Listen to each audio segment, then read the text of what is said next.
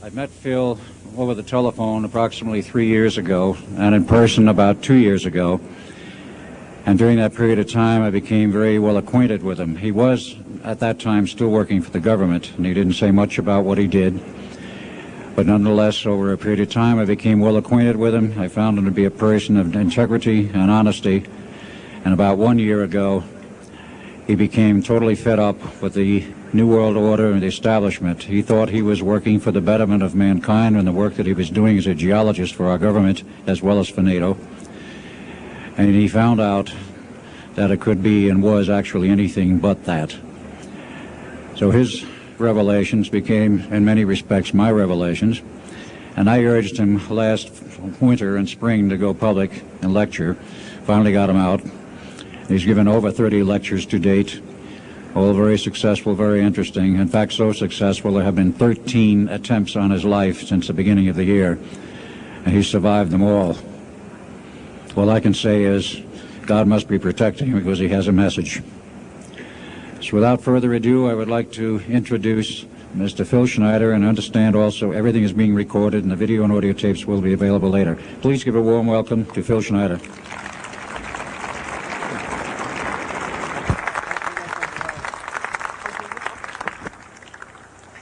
Thanks, Al.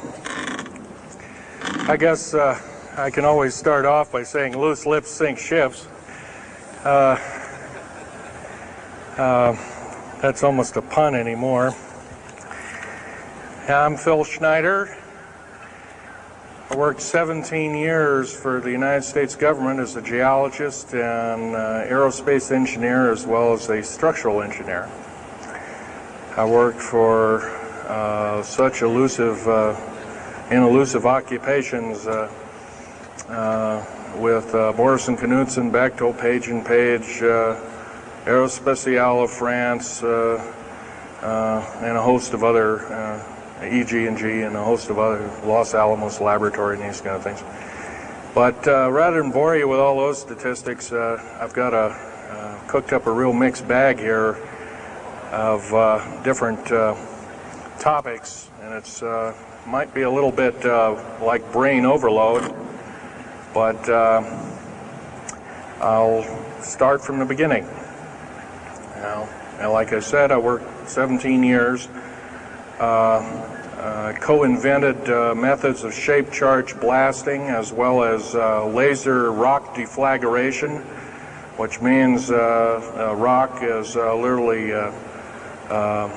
melted or powdered by a special laser combination, and the residue of the rock underneath is applied as a coating, as a liquid coating, kind of like instant agate, if you could imagine a hunk of agate, which is a hard silica mineral, rock actually. But up here we have another topic. This is an area to where I worked. I worked 11 years of the 17 years at Groom Lake, S4, S2. It's in the Nellis Air Force Base area. In fact, Groom Lake is, I'll show you in the picture right here. It's right here. Groom Lake is quite the place. A lot of rumors and other kinds of things have come out of there. Of course, people have stood on the outside for years and wondered at what's been flying there. There's all kinds of things been flying. Let me give you a brief overview. Start in ancient history land here. Back in 1909, the U.S. cavalry was engaged in catching some banditos that had crossed over the Mexican border into a place called Truth or Consequences, New Mexico. And they went into a cave or a hideout and killed the so-called bandits, but what they found out they couldn't explain, and they were called horseshoe craft at that time, or horseshoe ships.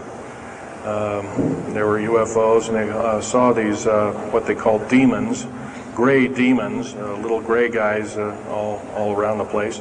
That was in 1909. Now in 1933, our government was actively engaged with the Europeans, mostly the French and the English, in special researches dealing with aerial phenomenon. And once again, the term flying saucer or flying disc didn't come about until much later, supposedly right around the mid-1940s. Anyway, the whole thing here is that also in 1946, I might want to add, we were engaged in atomic bomb testing and this kind of a like, and of course the area of Bikini Atoll. Some of the pictures are over here on the white board. Are showing with the actual language of both the U.S. Army and U.S. Navy archives. Anyway, these flying ships were seen as early as 1945, 46. Some of them were called Foo Fighters, and you name it. They were fully known about maybe as early as 1935 or 36 by our U.S. Navy. And there was a shallow underwater base at Bikini Island, and that was probably the one reason why a number of atomic bombs were exploded in that area rather than other areas which they could have been even more remote out in the South Pacific at Operation Crossroads. Well, anyway, this all led up to later on, about 6-8 years later, 1954, during the Eisenhower administration, led to an interesting treaty called the Greada 1954 Treaty. It was the Alien-Human Treaty. And supposedly the aliens had come in and exchanged technology, and they'd want to take an occasional human being and a few head of cows, and accurate books were supposedly to be kept and all this kind of stuff. And of course, eventually all that broke down, and aliens are notorious for being liars, even greater liars than so-called, in quote, we humans are. So alien treaties are often just not even the pieces of paper they're written on, they're just really kind of worthless. Anyway, my work as a geologist in building underground military bases, some of which are over 2 miles underground. And I think when you listen to Al tonight, if you have a chance to listen to him, he will speak of, Al's actually been on some of the high-speed monorail subway cars, if you might want to call them, that link these bases together. Some of them are capable of riding on a cushion of air about 3/4 of an inch off a rail at a better part of Mach 2. And he's actually been on one of these trains. I've only been in one of the tunnels and helped build some of the tunnels. Incidentally, I helped work on 13 deep underground military bases. Had hands-on experience. Notorious was the one in and around the Dulce, the southeastern and southwestern sides of Dulce, New Mexico, in the Los Alamos laboratory regions, where we built some hermetically sealed rooms that were very deep, going down over a mile. We also built additions onto Groom Lake and S2 and S4 complexes. There are a total of 9 underground. They're called DUMBs. Like, you can learn a lot from this dummy, but DUMB stands for Deep Underground Military Base, and or a deep underground DUM2, for instance, is a submarine base, and I have built a few of those too, which are off our continental shelves and then certain islands and out in the Atlantic and the Pacific in strategic locations. All this, I can hardly, in an hour's time, I can hardly squeeze all this in, so I'll be kind of rambling here if you just bear with me. The main topic of my discussion here is to link up basically what's going on with these deep underground military bases, what they're being used for, what is the present situation now being employed both by our federal government, which is slowly being phased out by the United Nations government, as well as the New World, end quote, the New World Order, which is an even higher entity, and who these higher entities are taking their orders from, and try and link up basically what's going on. A lot of us have been kept in the dark. We've been given, maybe most recently over here, photographs of an alien at Roswell. I'll just make a very brief statement about that. The photographs cannot stand up to a computer grain analysis test and therefore are retouched or faked.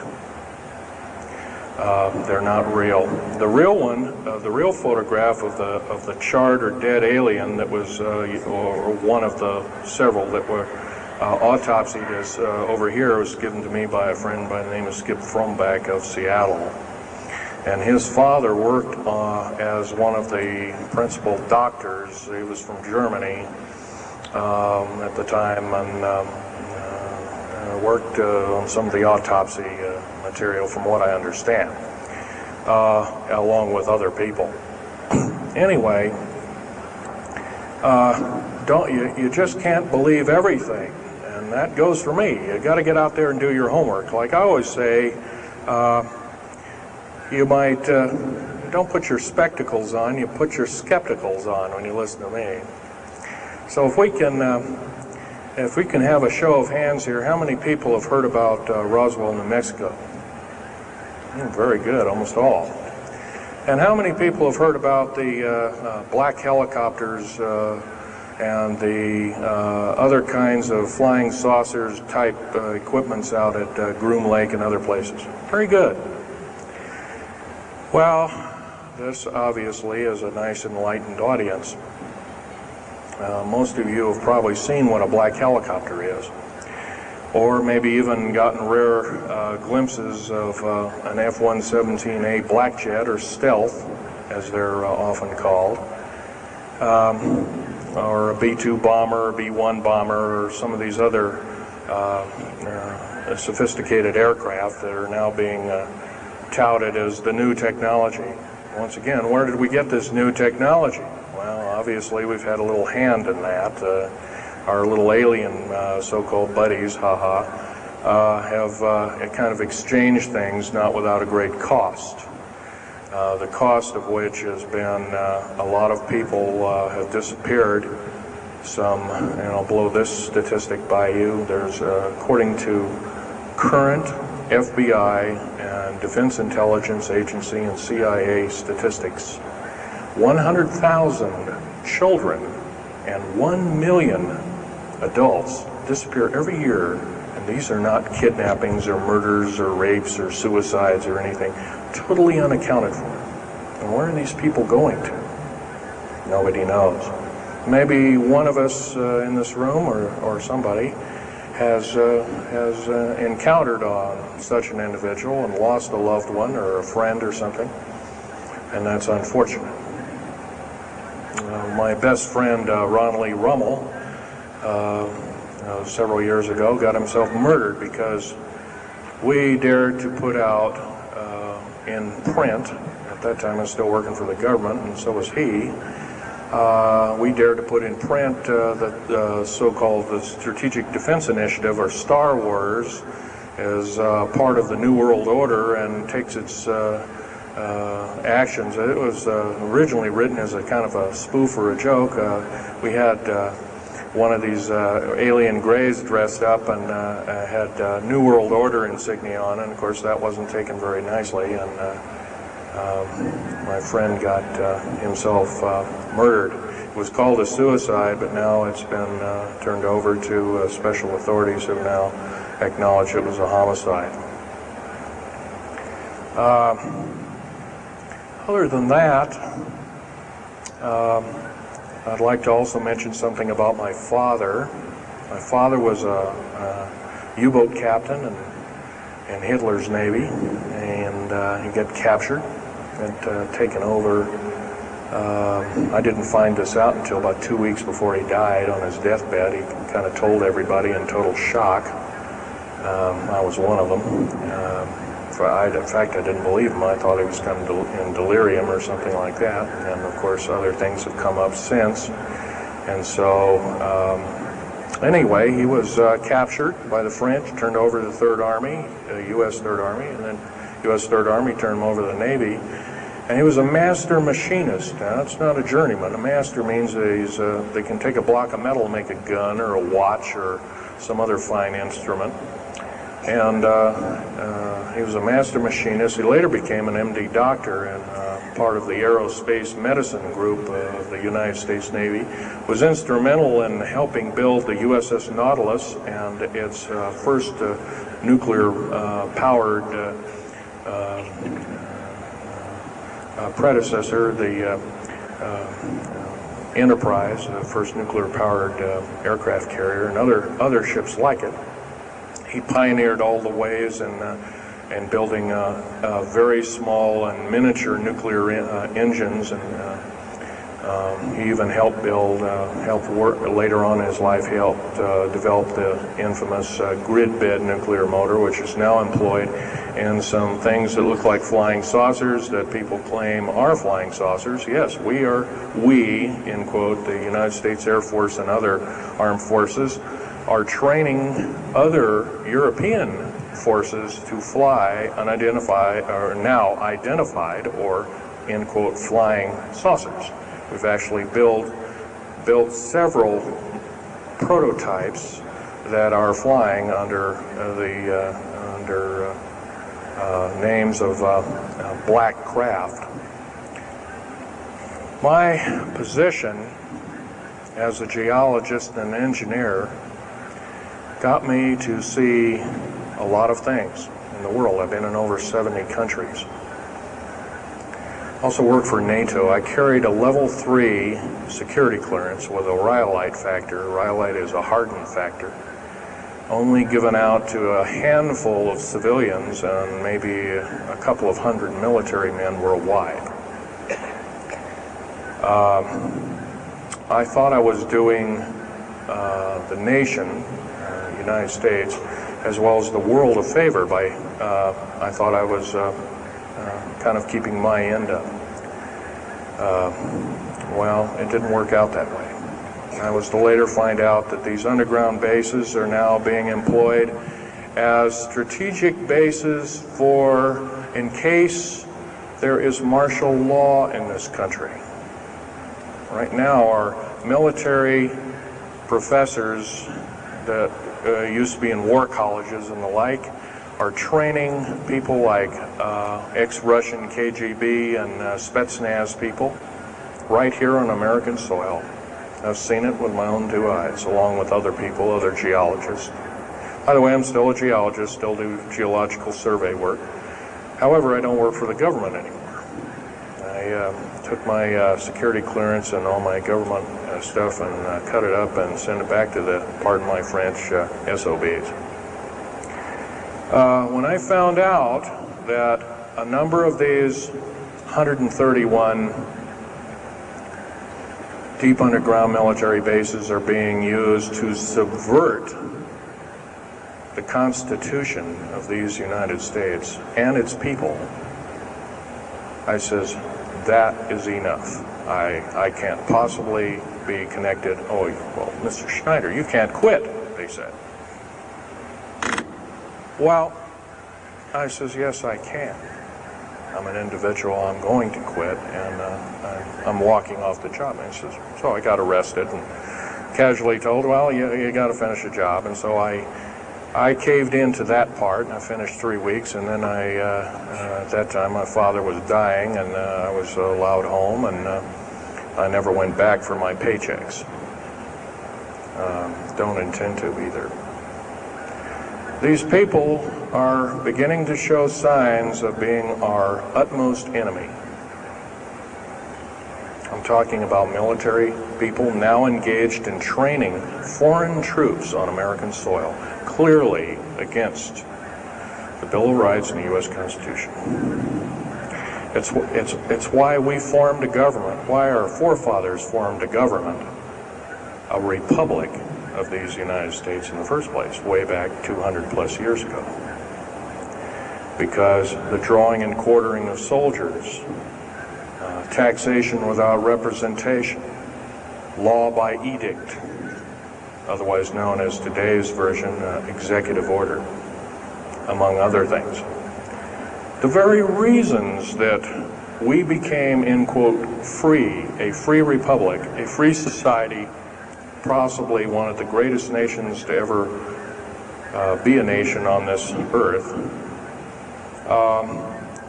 were instilled in our founding fathers that are now so far away from the people now running our federal government structure. So I'm here today to touch upon a number of subjects. One being that these underground bases are roughly over 3 of them per state.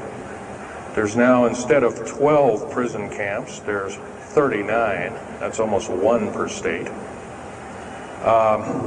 They're building 2 prison camps every 7 months. They're building 2 underground military bases every year. Each one of these military bases, by the way, these underground military bases, they cost somewhere between 17 and 26 billion dollars.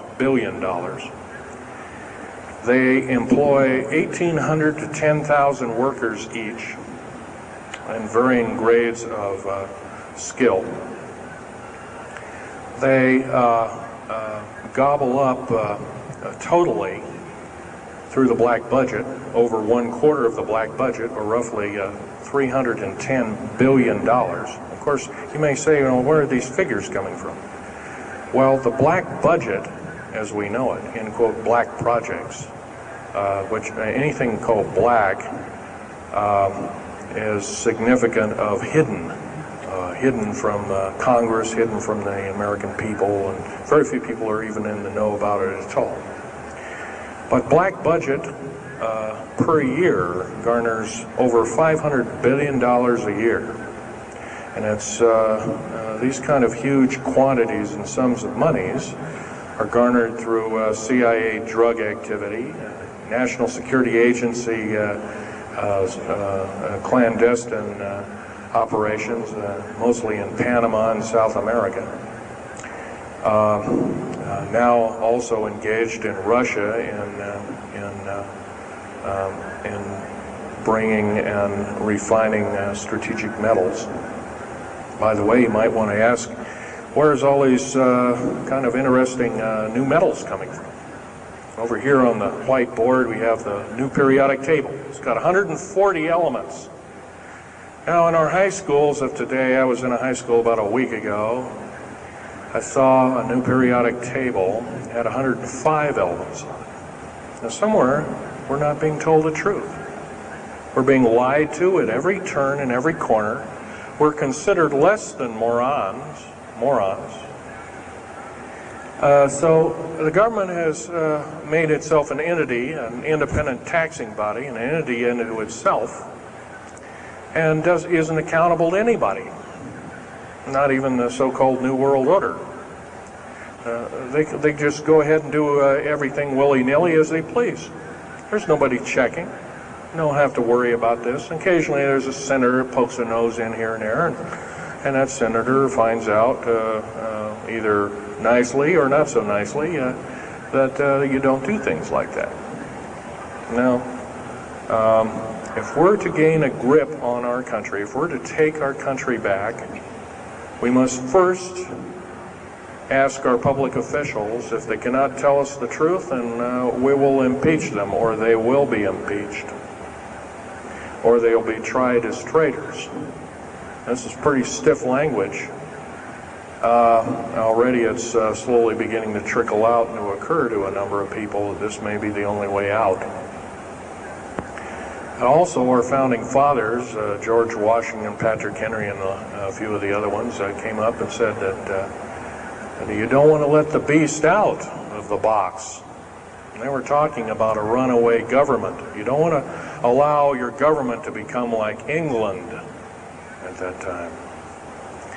And so they warned us about this very same kind of thing. First of all, the United States is not a democracy. It's not a republic anymore. It should be a republic. That's to the republic for which it stands, one nation under God. Why we can't even pray in the public schools anymore. We have to have a Supreme Court judge or group of them, plus Janet Reno and company, among other things, telling us what to do. Interpret for us as if we cannot read with our own two eyes and understand with our mind. This, of course, is bad policy all the way around. And I guess I don't need to blow that by your ears. Okay, on another subject, I have a number of items up here at the table. One of which here is, if I can show it, is a heavy hunk of rock indeed. It has a weight of about a little bit more than a pound, 2.5 times the weight of uranium. It's not radioactive, can never be made radioactive. It's composed of earth, rare earth, clays, and powdered metals, as well as an alien element, mostly from crashed, retrieved flying saucers and those of the kind that have happenstance to crash in our deserts and backyards, so to speak. It's called mironite. This is employed in every stealth aircraft, every black jet throughout the black budget. Also in the very small quantities in the skins of black helicopters, mironite. Here's another thing. Here's a piece of probably the purest titanium you'll ever hear or see. It's so pure, it's also composed with other alien elements to make it extremely tough. It's capable of withstanding temperatures in excess of 7,000 degrees Fahrenheit. Our new Phoenix-class submarines, of which we're building 2 a month right now. Phoenix-class submarines is a black budget program. Each one of those submarines costing $208 million just for the titanium hull, which is made of this material. Approximately 10,000 pounds of it. Now, we've got, supposedly, as of the data right now, we've got 106 of these submarines. They're plying the waters and the waves. They can dive to a depth of over 7,000 feet and hold that for 3 months. It's a fantastic submarine indeed. It has 11 grid-bed nuclear motors on it. Engines that run everything, purify the air. And by the way, these aren't your usual nuclear motor installation. They're very small. They're probably no bigger than this podium, weighing less than 3,000 pounds, putting out as much as the equivalent of 3 aircraft carriers of the Enterprise class. But these Phoenix-class submarines are getting this metal. Now, where are we getting the metal? It's being stockpiled in a number of strategic locations. Supposedly, I've heard stories, well, it's being mined on the moon, and I have no way of proving that one way or another. I think we're probably getting it from Russia, or refining it in outer space. What are we shuttling? Basically a shuttle, a secret shuttle flight, one a week now is going up and back. What are they shuttling? Well, obviously they've got kind of their own little laboratories up there, space station and all this kind of stuff. Remember, what you're being told is only just a smattering of the truth. It's not the real truth. Maybe it's 5% of the truth. Maybe it's not even that. You can rest assured you're not getting much. Another strategic metal is this particular bar with some strange crystals on it, scalenohedral crystals of niobium, titanium, rhenium, copper oxide. This complex group of elements, not found on the Earth in specific quantities. This was developed at Los Alamos through EG&G and other outfits, are employed in all black jet aircraft, all of them, including the, in quotes, sport model, the little flying saucer we occasionally see over at Groom Lake. And by the way now, if we happen to be with a video camera, taking pictures of the so-called area around Groom Lake, it's now, you can get your equipment confiscated, your car, your house. You're considered the same thing as a drug dealer, and you'll go to jail for up to 5 years, and $1 million fine. I personally don't think this is what I'm hearing.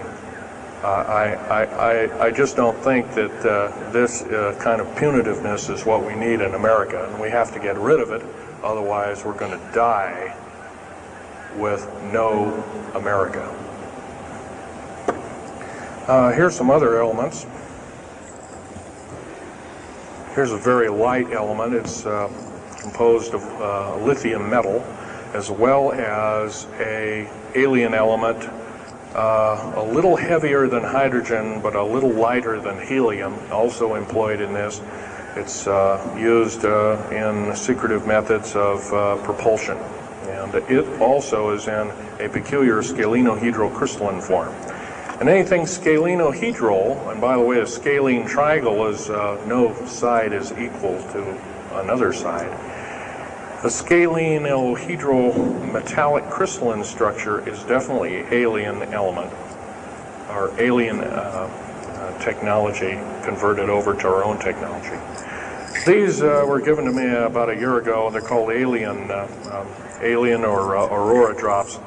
It's supposedly the skins of the black jets, some of the ones that are coming in at very high rates of speed. They're still glowing red hot to white hot, and they'll sit out there and cool off, and they're dripping their material off of them.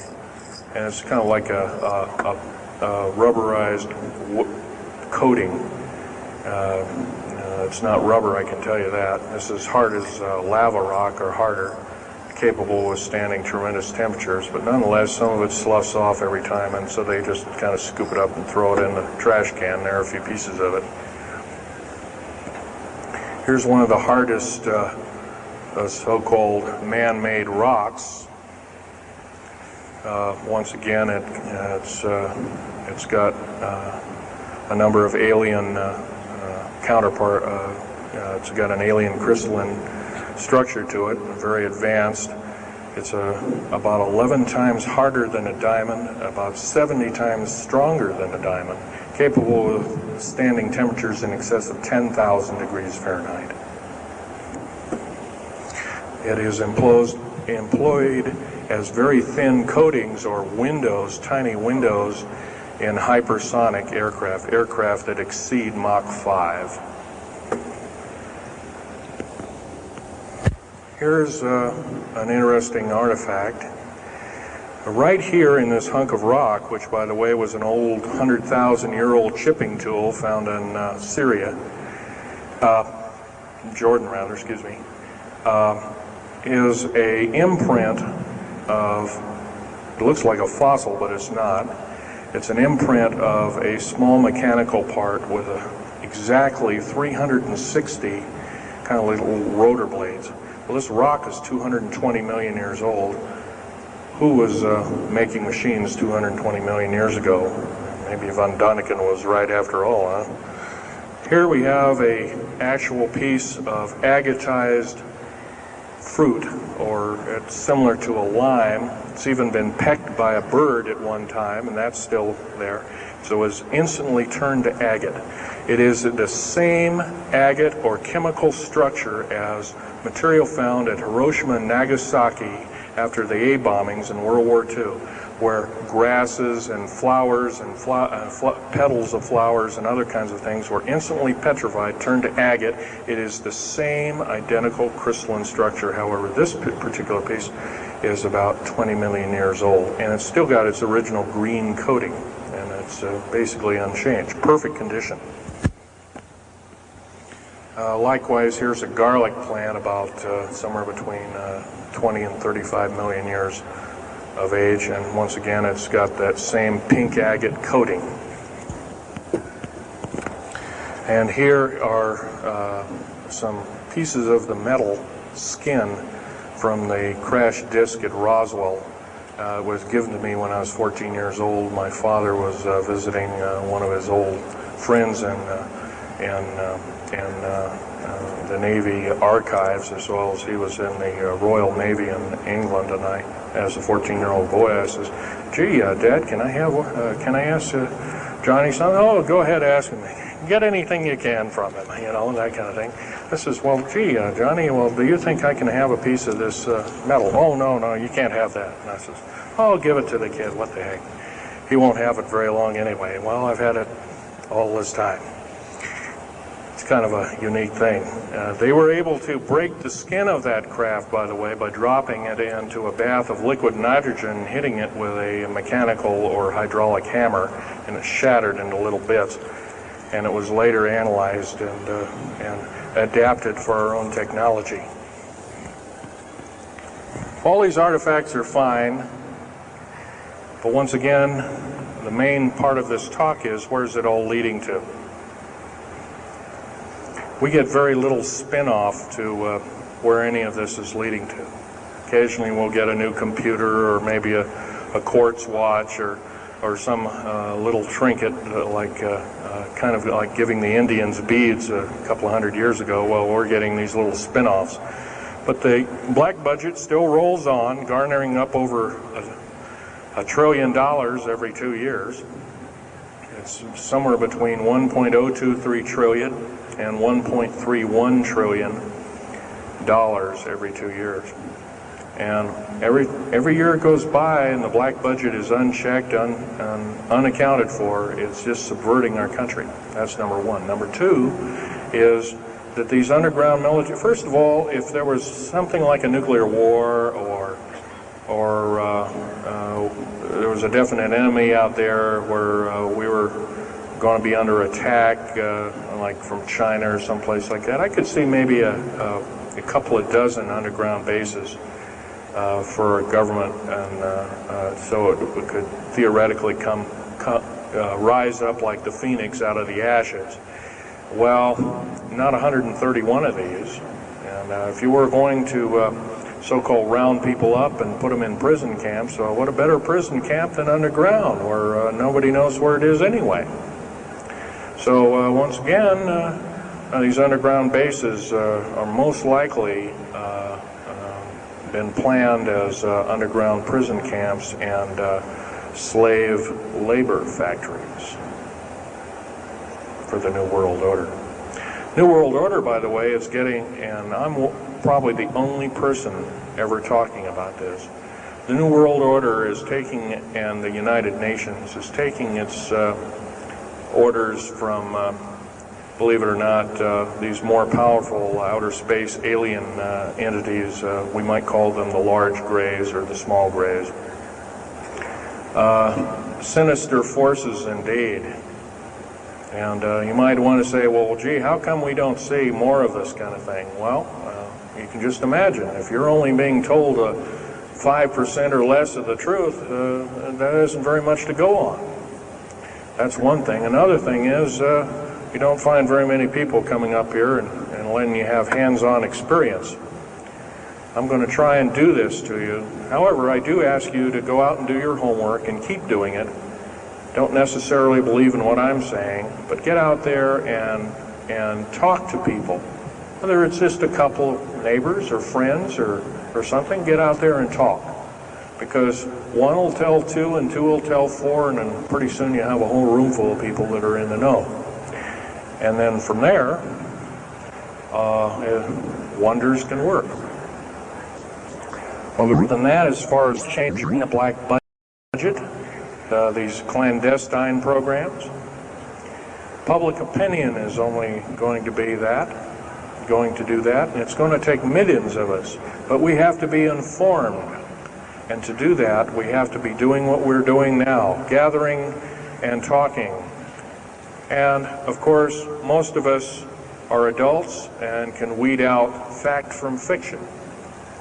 Most of us are responsible adults and know the difference between fact and fiction and how to use it or how to abuse it. And so we therefore have to continue to keep studying and keep talking. If there's just me out there, and believe it or not, there aren't very many people like myself out there talking. I've given over 30 talks in the United States, Canada, Japan, went over to England, went to Japan kind of illegal, came back the same weekend. They flew me in and out, but gave a talk to a number of their execs, and they were very interested indeed. Now, if this was all a bunch of poppycock and hooey and poo-poo, I wouldn't be listened to, be given an audience by these people, but evidently I have. But 13 attempts on my life since the first of this year. There's a number of you ladies present, so I won't gore you out, but Al has seen some of the wounds, and there's a few other people that have been to a few of my other lectures, and they can attest that I have been shot. I've been run off the road, I've been pushed off the road, I've been mostly shot at, and that kind of thing like that. But been in hand-to-hand combat with some of these people, and once again, I'm not in the best of shape anymore, but I still know how to handle myself. And I'm just about ready to wrap things up here, but just basically wanted to give you an overview of what's happening. And if we have any questions, we can start asking a few questions. Okay, here's a gentleman way over here. Would you please speak up loud?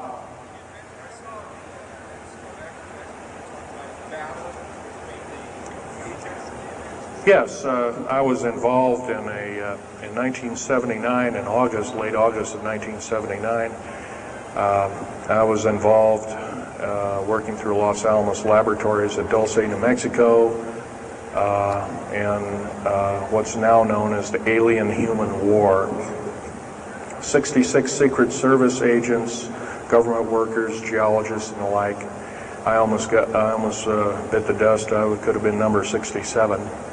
Lost their lives that day because the government lied and knew full well what was underneath. And what we'd done is, out in the desert there, we had drilled in a period of a couple of days, we drilled 4 of these holes that went down several thousand feet. And one of these holes kept bringing up dirty dust and putrefying odors and broken off machine bits and other kinds of things like that. Boring machines as well as lasers came up damaged. And of course, there was a probe that was sent down, and that came up totally missing. And so people were sent down there, and I was one of the people. And when I got down there, of course, the odor was, and remember, I was in a spacesuit type environment. All I had was a small tool belt with special sensors, a small rock hammer, and a rucksack for mineral specimens and other kinds of things like that. And I had my little pistol and being an engineer, didn't have time to carry a big hunk of pistol like most of these Green Berets carry, stuff like that, black berets. I carried a little Walther PPK with a 9-shot clip. As soon as I got down this hole, standing about from me to this gentleman over here in the front row, about 10 or so feet away, 7 feet away, something like that, was one of these 7-foot-tall stinking alien guys, and I didn't waste any time. I said, I'm not fiddling with you guys, and boom, away you go. And I was one of the rare few that had been allured that this may or may not occur, so basically was given ET training, but a lot of these other people weren't. And we were, in fact, it was asked, are there aliens in the area? And of course, the big question was no. And that was a big lie. And of course, 66 people died that day. I have a big hole in my chest. I lost my lung was literally burnt out of me. My fingers burnt off of me. My toenails burnt off of me. My skin was, I was in radiation isolation therapy for 400 plus days. My bones were vitrified or burnt. I was cooked. I managed to survive. Here, telling you something about it today. But other than that, I'm the only talking survivor. There are only 2 other survivors, and they're in nursing homes up in Canada. And Canada refuses to allow the United States officials to talk to them. They're in very bad shape indeed. One of them can't talk, and the other one doesn't want to. So they're regarded as Canadian heroes, and so they're being kept by Canada. Okay, this fellow over here. Speak up loud.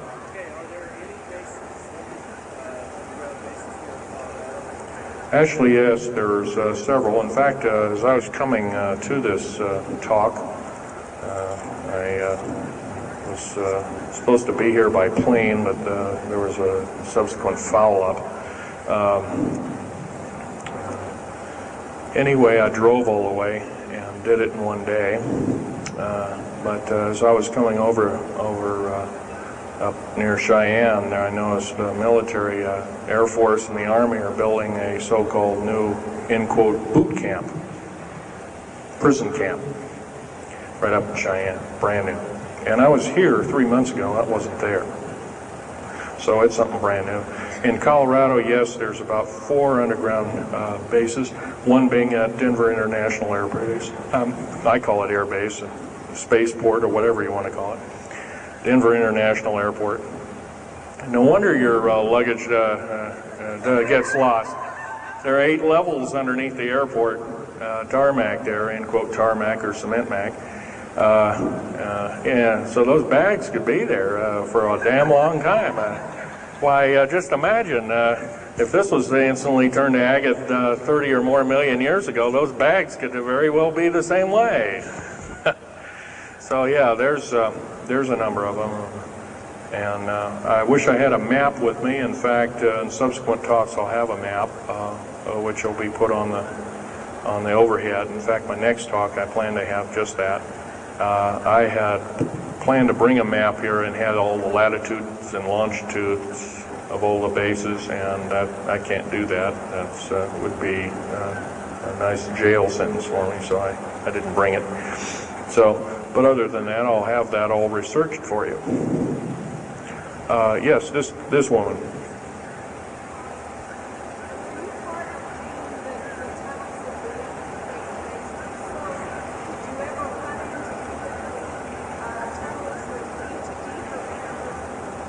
Yes, as far as there being an inner Earth, a hollow Earth or anything like this, no, I've never run into anything like that.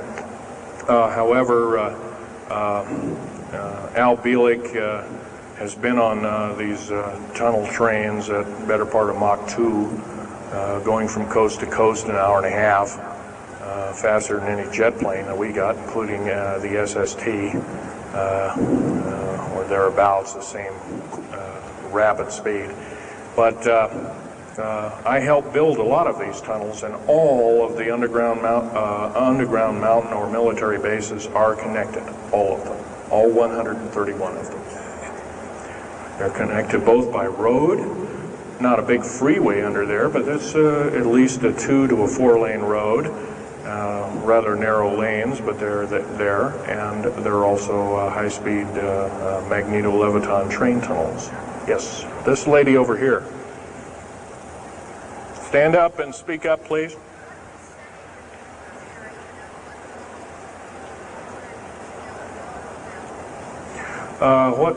What levels of military personnel know about this? Most of the levels of military know about this, especially the higher levels, higher officer levels. The enlisted, I'm sure, don't, or are basically kept in the dark like we are, end quote, we are. So, this fellow right here with the hat on. Where are most of these bases located at? Well, there's 131 of them in the United States, 127 of them in the lower 48. There's some in Canada, I'm not counting those, and some in northern Mexico, I'm not counting those either. They average about 4¼ cubic miles hollowed out underground, an average depth of 5,700 feet underground. Average cost $17 to $31 billion each. They employ anywhere from 1,800 to 10,000 people. And there's some very large ones now being built in Sweden, one of which is repudiated to be 30 cubic miles. It'll take 5 years to build that one at a cost of about $2 trillion. And that's all being supplied by the United Nations. Yes. Anybody over here? No. This gentleman. Speak up, please. Okay, you want to know exact locations of all these? Well, for where all of your Army, Marine Corps, Navy, and Air Force bases are, they're with all this present, not the ones closed down. And by the way, the closed down bases are now being used for gasoline storage and equipment storage and these kind of things. So they're not really closed down yet. Boot camps, end quote, boot camps and all this kind of stuff. So-called prisoner camps and these kind of things. Right now, our police, for instance, are being trained by the Air Force and the Army intelligence in martial law research, as they call it. How dare they call that by that name? So where these are, they're where every one of these strategic bases are now. In Colorado, in around Denver, there's 3 of them, and they're fairly small. Some of these bases are only maybe 2,000 to 3,000 feet in depth. Some of them were built a long time ago, back 35, 40 years ago, and they're only maybe 500 feet, and they're mostly for equipment storage. Denver, and then there's Fort Collins. There's also Colorado Springs area has a number of them. By the way, Colorado Springs is kind of a famous area. Nikola Tesla's laboratories were in Colorado Springs, and need I say more? I'll leave that up to Al Bielek. As far as Nellis Air Force Base, there's 9 underground mountain bases in Nellis Air Force Base. That's in Nevada. It's north of Las Vegas. There's going to be a UFO show and conference in Mesquite here later on this month, and that's up very close to, end quote, Area 51. That whole area, by the way, the state of Nevada is 81% end quote, managed or owned by the federal government. The land is either restricted or run by the federal government. That's why there's groups rising as we speak, dealing with the problem very vociferously, and senators are now getting involved. So evidently waking up is occurring. Yes, this gentleman over here. Speak up, please.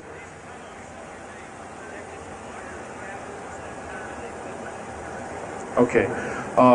Yes, they are. The gentleman asked, are these tunnels connected to large caverns? Yes, these large bases are basically like this Coliseum. Everything's underground. Everything's a city underground. Most of these bases both have military bases, and they have all the accoutrements of life. Remember, each one of these costs quite a bundle of dough, and some of it in our tax money, but most of it in clandestine approaches, and that's definitely undermining the country. Yes.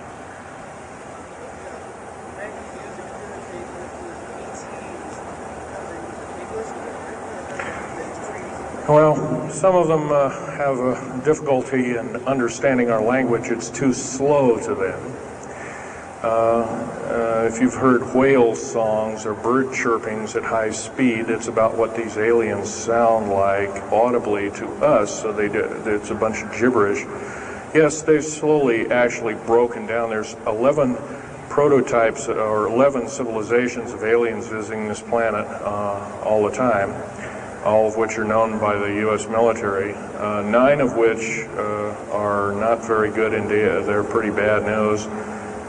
2 of which are benevolent, but the benevolent ones have supposedly left. They have their own little war of sorts, especially the Pleiadian groups and whatnot like that, of which Val Thor was repudiated to be a Venusian, but other people will alert he looks more like a Pleiadian. He looks normal human, except he's got 6 fingers and toes. He's got one oversized lung. He's got 2 hearts. He's got all kinds of weird stuff. Bones are bigger. Yep.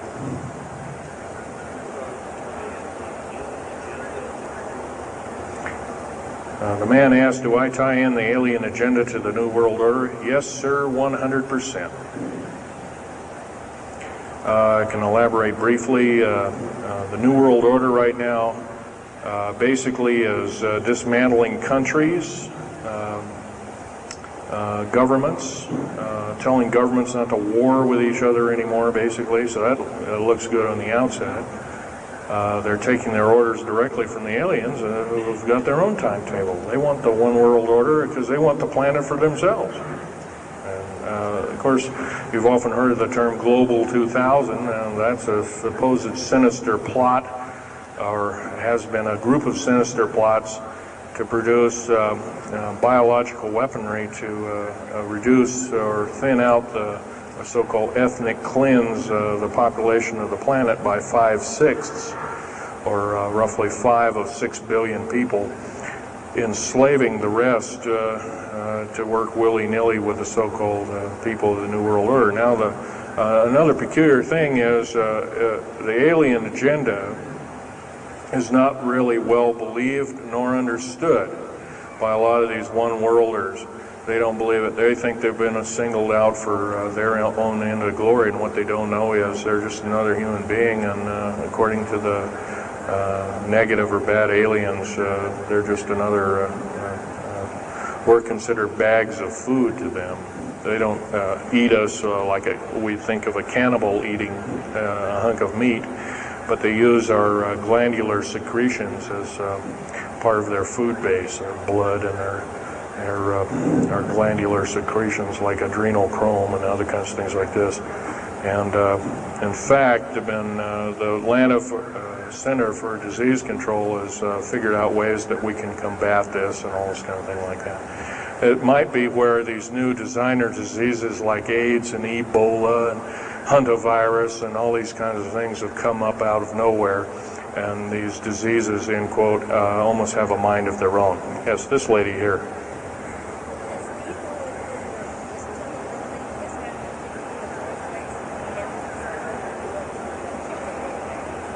Okay, lady asked, is the tunnel building having an effect with earthquakes?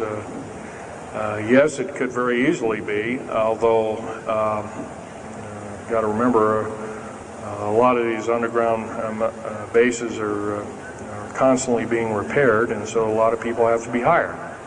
As far as the U.S. government, second part of her question was, is the U.S. government modifying our weather? Yes, that's an affirmative. And we have, the U.S. government's been working with the Russians for at least since 1972 and maybe as early as 1966 on weather modification, and it's a well-known fact, and it's well employed. And by the way, they can literally weather modify a hurricane or a tornado out of existence. And the reason they don't do it is pretty obvious. Yeah, right. Or they could actually send a plane inside of a hurricane, for instance, that would blow off an atmospheric bomb or a shockwave bomb in the eye of the thing, and it would completely dissipate. Well, they don't do this, of course, and there's probably other reasons for that. See which way it goes, or what kind of havoc, and how we can study the havoc, and we go from there. This fellow way in the back in the black. How do we learn more about our general topic? Well, there's this particular fellow, his name is Richard Souder, PhD. He wrote a book recently, Underground Bases and Tunnels, What is the Government Trying to Hide? That is one book. Then we have here's a popular science article, Secret Air Base. The government doesn't want you to know that Groom Lake, supposedly Groom Lake doesn't exist. Well, I guess if it doesn't exist, then me talking about it, I guess I can't be arrested or anything. I'm just full of poppycock here. Well, the editor, one of the editors of Popular Science that put this article out is now in federal prison. Then there's a book that called Stealth Fighter Pilot. These books are available. I got this one at Dalton's. This one actually was sent to me by the publisher. I did some test piloting, and the only thing I test piloted was would run the aircraft back and forth on the runway, the special runways we built at Groom Lake. There's a picture of me in uniform. And I can go on. And these publications are out now, and they're available. Yes, this lady over here.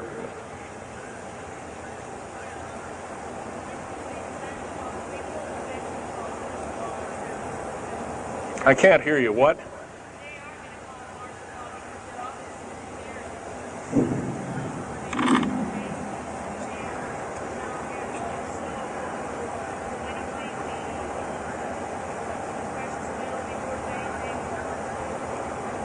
Okay. Okay, that's kind of a mixed bag question there. She asks, with martial law being called, will precious metals and all these kinds of things. First of all, hoarding anything will be outlawed. If you hoard food, have a radio, any way of communicating, stash gasoline, these kind of things, you will just be rounded up and that'll be the end of you. Martial law is martial law. Martial law is dictatorship of the worst form, or one of the worst forms. And her other part of the question, if I got it right, was when's the alien takeover? Well, the alien takeover right now is, and probably will be for probably the next 20, maybe 30, 40 years, will be basically in the background. The idea is to get the one world beast-like government order in place and to thin out the population of the planet. And then, of course, then all heck will break loose from then on.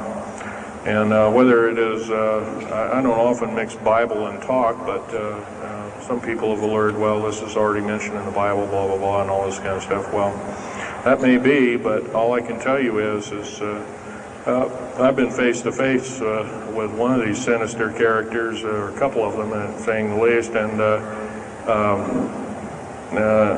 most people would, just the shock of them seeing such a thing would cause them to not be in very healthy mode, frame of mind, as physical as well as mental. This man here in the blue coat.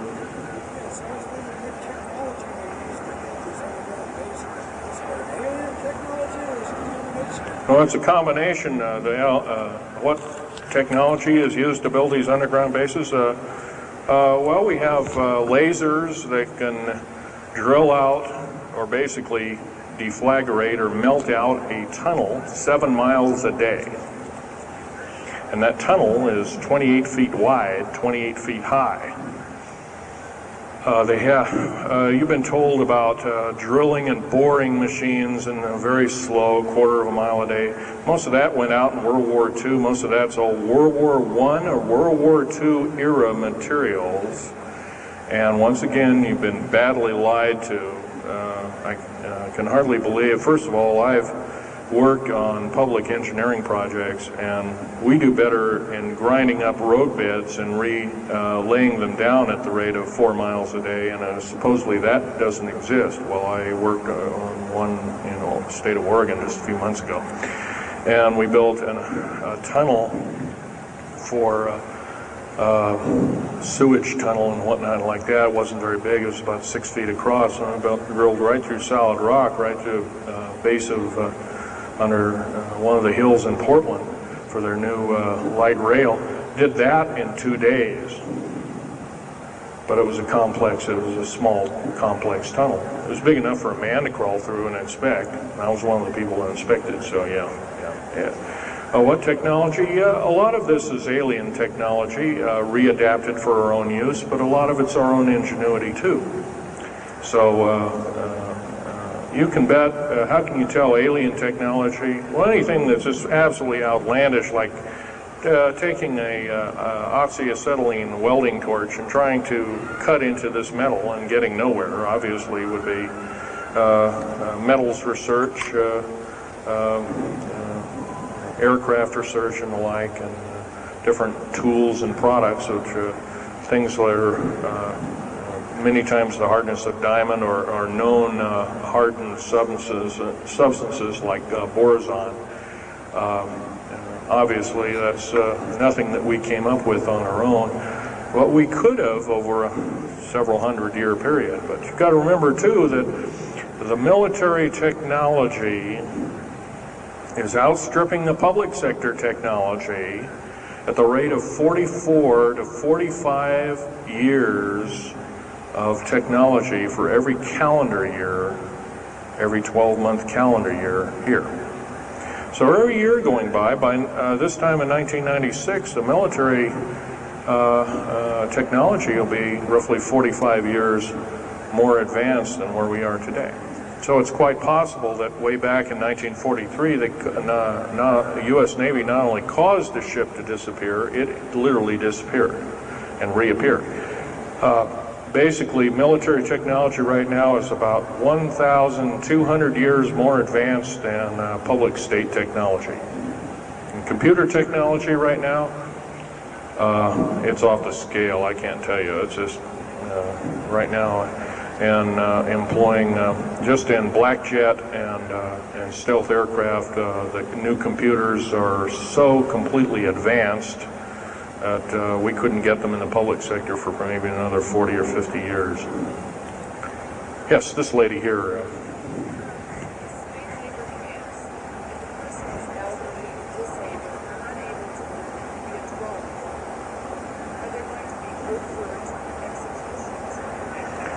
Well, the lady asked with the slave labor camps, the old, the infirm, the handicapped, are they going to be executed, and will there be executions? You can bet your bottom dollar there actually will be these things. I wish I knew more, but I don't. I've had my own agenda to kind of keep up and talk about. But other than that, yes, I would imagine so. If you look at all the 39 prison camps that are presently built, and they're called boot camps, by the way. And of course, these new trains that they have 143 shackle placements per train, they're a scary thing indeed. You know what they're called? They're called United Nations Prisoner Transfer Cars. Oh, that's an appropriate name, I guess. Well, we got to wrap it up here. They're telling me it's time. I'll take one more question. This lady over here.